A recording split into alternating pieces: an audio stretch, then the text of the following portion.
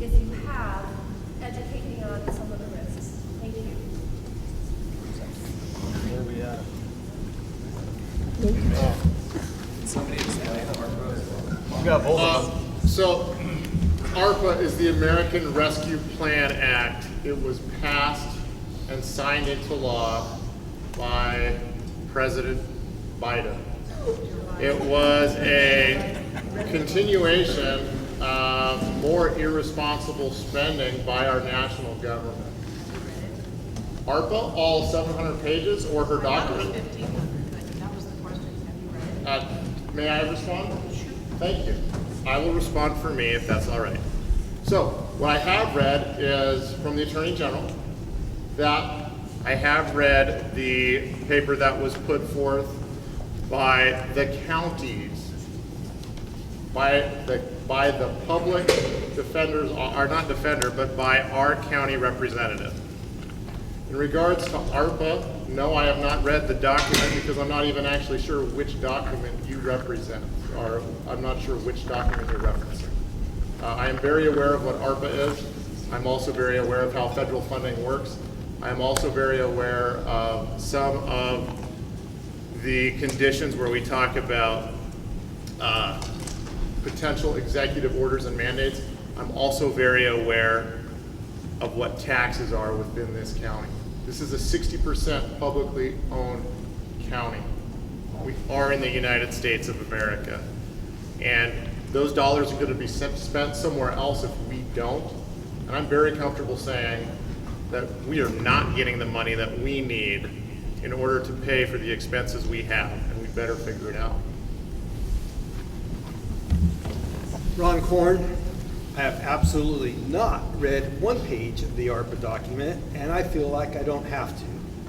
I do not want to take any free money, especially the ARPA money. I would love to see us take our state back and our county back.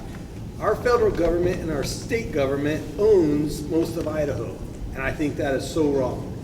We should not be dependent upon our federal government at the very least, much less our state, in my opinion. We have plenty of resources around here that can fund so many things, but our hands are being tied by our higher governments. ARPA money, we all know, I think we can all agree that that's being printed out of thin air. That's one of the main things right now that's causing our inflation. And everybody says, not everybody, but some people say, well, if you don't spend it, someone else is going to. Well, then let them spend it. Somebody needs to take a stand. It takes one good person to stand up against something. Once that first person stands up, there's usually a second person that stands up, and then 3, 4, and 5, and 6. If somebody doesn't stand up, maybe Bonner County being the first, if no one stands up against this, then we're sunk as a nation. So I would hope that we would stand up and not accept it, not take it, give the crap back, and move on. Thank you. Rich Harder, District 3. To answer your question, no, I didn't read it. And I didn't need to read it. Well, I've read pieces of it. And when I got to a piece that said, we as a county have to sign into a contractual agreement with the federal government in order to take $8.8 million, and the federal government on their side of the contract could then renegotiate those terms at any point in time in the future, and we would have to accept that renegotiation, I don't have to read any further than that. I've signed a lot of contracts in my life. Never in my life will I sign a contract in which the other party gets to decide how to renegotiate, add stipulations, or change the contract in the future without my consent, forcing me to go along with it. So no, I didn't read the whole document because once I read that line, I'm done. I don't need to go any further. I also don't think we need to be any further indebted to our federal government. I don't think they need to have their hands any more deeply in Bonner County than they already do. We already accept a bunch of funds for them from the airport and other various types of grants. Great, some of that's our tax dollars coming back. Some of it's just regulations being followed in order to fulfill federal regulations like the airport. We don't need to have them tied in here. We don't need to, Bonner County can stand on its own. And since we're talking about Bonner County standing on its own, I wanted to answer the assessor's question. And this is a little off topic, but I'm gonna go here anyways. The best thing we can do as far as the assessor's problem, the biggest problem with the assessor's office is the fact that we're still paying property taxes.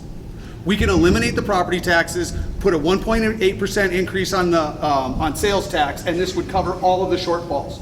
And by putting this, by eliminating property taxes, what we would be doing is protecting our middle income people and our fixed income people from having to worry about paying their property taxes and losing their houses. This could be done with the stroke of a pen. They had it in the legislation earlier this year and somehow it got killed. Eliminate property taxes, increase the sales tax. The people that make more spend more. If you spend more, you pay more in taxes. It's as simple as that. He's flashing a light on me. Thanks, guys. Dave Bowman, District 3. No, I have not read I thought it was 400 pages. It might be more, whatever it is. And frankly, with all that's going on right now, I don't have the bandwidth to read all of it. But I've read excerpts from it. I've read a lot about it. I watched the workshop that got put on with Asia and Grant. So I know enough about it to say I don't like it. We have to accept federal funds here and there. We pay a lot to the federal government. We should be getting some of it back. Built funds for all the federal land that we don't have the ability to tax. We need that money coming in, but we do not need it from ARPA or anything like ARPA that ties us to future unknown mandates, executive orders, that type of thing that we don't even know what's going to be coming in it, but we're automatically tied to it contractually by accepting that money. Bad deal. Boy, I've been waiting for this question. Jeff Conley, Bonner County Commissioner. So I have read the 437 pages of the ARPA document. I'm proud of that. It was a waste of my time because most of it refers to urban and very urban areas and their different problems. But there's also a 43-page overview that I have read of the final draft. And the 7-page deputy prosecutor legal opinion. So, yeah, there has been criticism that the commissioners haven't read it. The final rule only came out shortly after everything else was exploding. So yeah, I just made sure that I read as much as I could, and then I'd read a little bit more. But I want to take a minute to just address the crowd and try to maybe have a little fun with the crowd. How many of you got the stimulus check? Just raise your hand. If you don't want to, you don't have to. How many of you sent it back? I did. I'm proud of you. I'm proud of you. But what my wife and I did was we had a discussion about how could we use this money. And what we thought was we could stabilize our budget by using this money for that. So we bought extra food and more ammo. That's what we spent it on. I mean, to me, that's reasonable. That's a reasonable spend to take my tax money that I've already paid, that they're printing more, and buy it for things that make a lot of common sense. The other things that we could use this for, that also this ARPA money that could really make a difference. Senior centers, these are listed in the 437-page document. Food banks, helping our small businesses that have been affected by COVID. Mental health, suicide prevention. These are some of the highlights that are listed in that I really want you all to think about. Why wouldn't we take this $8.8 million and cautiously spend it on some of these things? Another couple of things that I'd like to see, a new dispatch center. The 911 center was built as a temporary solution. It's way, way overdue to have a new dispatch center. An EMS station. Hey, I thought maybe you were going to give me some of that time that you had allotted. I did. Okay. So the EMS station, corner office, and place for to hold bodies. Thank you. Since that involved the audience, I'll just mention that part of the risk analysis is based on non-compliance. The county is required to return the money. If it's already spent, it would be bankrupting the county. So given that you've read ARPA those risks in which you can educate as part of your risk analysis in comparison to what you want to spend it on. And that's exactly what our deputy prosecutor did, and then vetted it through 4 other prosecutors. Well, you didn't speak 4 of to them. it, so. Yeah. You Well, I would have referenced liked to, but I kind of ran out of time. He referenced me. He looked right at me. No. Okay, moving on. My turn. Randy Flaherty, District 2. First, I have not read it. However, I would like to say that there's no city, county, or state that can survive on their own without federal funding. Sorry to say, i.e. grants, etc. As to ARPA funds specifically, I assure you that the next Board of County Commissioners will thoroughly vet any and all funding coming into the county. I believe that this wasn't done, and that's why it went on for months and months and months about returning the funds. To ease the public's mind, to listen to the people of our county who have a voice, and to a voice as to accepting certain federal funding that could harm or restrict our freedom rights. I personally would vote to give all of the money back pertaining to ARPA specifically. Asia Williams, District 2. I read all over 1,500 pages, so it's not just 400. So we had a pre and then a final and a whole bunch of other stuff that could make it confusing.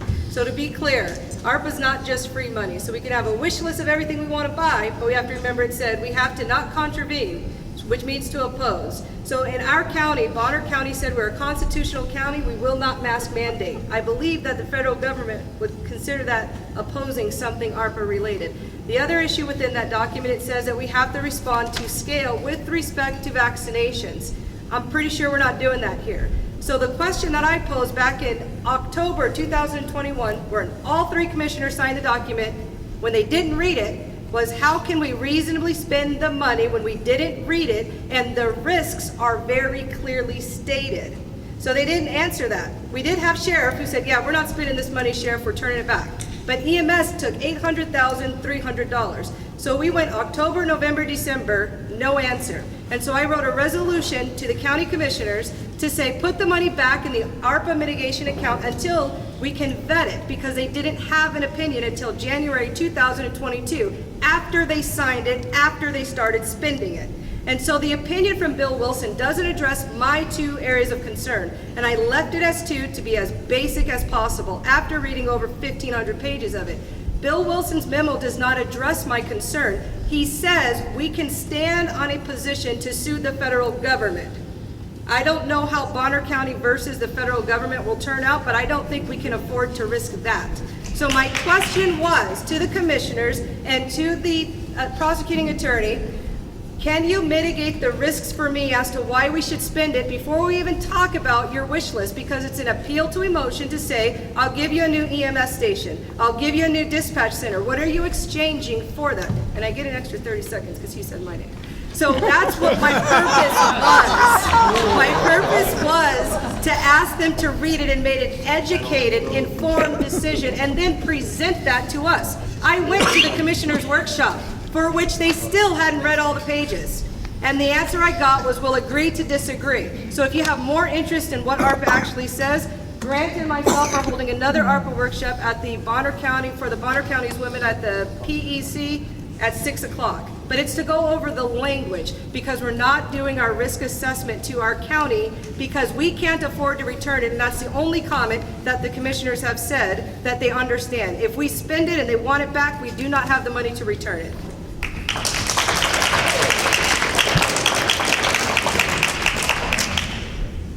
My name was referenced, so I guess I get a shot at this. So Grant Dorman, Bonner County Assessor, doesn't really affect the assessor role directly, but we'll give you my opinion on it. Like Asia said, I had the opportunity to speak at a town hall, and I will be again next week, regarding the reporting and compliance requirements specifically with ARPA and the burden that the county takes on when they take the money. It starts to actually trigger a lot of reporting requirements. It triggers their ability to get into a lot of our financial information. And the award and conditions document that was signed back in May actually is pretty onerous. It gives them a lot of latitude. They really get to decide how well our county complies. It's up to them. unilaterally to decide if we're compliant. So to answer your question, I did not read all the ARPA documents, but I did read all the compliance and reporting documents. I read all the awards and terms, conditions, and so yeah, that's where we're at. And on top of that, there's the moral concern of when you hear the argument we should be taking this money to fight inflation. Well, this money is what's causing inflation. It was $1.9 trillion printed out of thin air. That's a lot of the inflation that we're already seeing. So to take money to fight inflation when that's actually causing inflation is a little bit circular reasoning to me.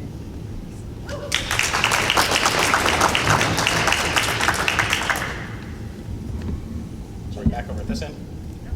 We started with you, didn't we? Or, no, we started with Luke. Yeah, no, I was lucky, Ken. Hold on. Donna Gal, Bonner County Assessor, and I have not read anything regarding the ARPA funds. All I have read is what has been published in the newspapers.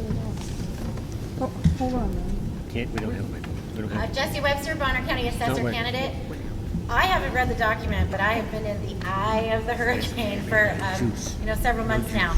So I'm pretty familiar with everything that's been talked about, discussed, going on. I want to address this from an assessor standpoint. While I agree that every elected official has a responsibility to take part, to read, to do these things, I want to tell you guys how spending in the assessor's office would work.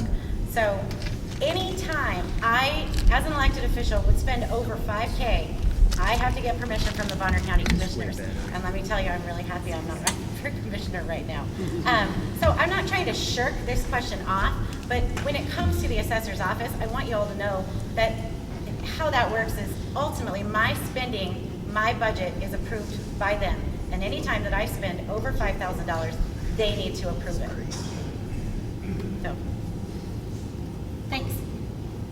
And treasurer. She just said assessors. Oh, I thought it was everybody. Yep. You got one on the end. Sit back over here. I'm just gonna let it go all the way to the end and then come back around. So to answer your question, have I read the entire document? No. Have I looked at it? There have been portions that I've looked at. However, there's a lot of it in there that I don't understand. There's the legal part of it. There's the part that you have to be able to really pull through documents and contracts like in anything. That is up here for me. But one thing I do know is that I am an American, right? This is American funds that somehow are going to come back to us in the county. I think we're going to have to be careful if we accept it, how we spend it. Even what I've heard from the legal side of things, they are saying, let's be cautious with this right now until we understand it. I understand we have 3 more years before these funds would have to be spent, or we'd have to make a decision and go through it. So let's take some time, let's understand it. We've heard today that fire departments are in need of things. We've talked about how to get more funding for them. Well, if there's some federal money from some of my income taxes that have been paid in that we can get back, I would support that.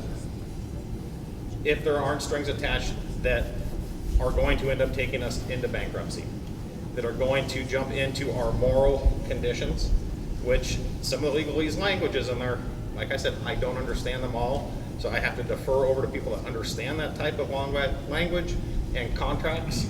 But in the end, we are all sitting here today saying we're Republicans, we salute the flag, it's Americans' money, so if there aren't anything that's going to really come back to get us in years from now, I would say we accept it for what I have. Send it back.